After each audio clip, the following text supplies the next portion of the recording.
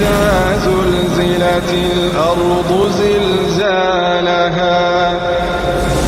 وأخرجت الأرض أثقالها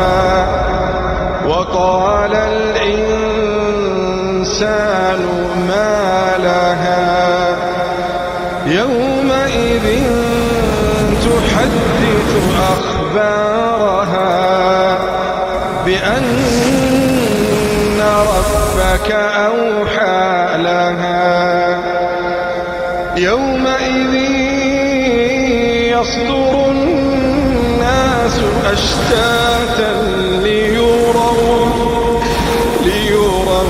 أعمالهم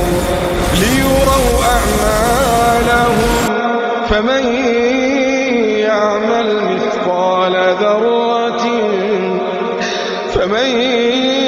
يعمل مثقال ذرة خيرا يره ومن يعمل مثقال ذرة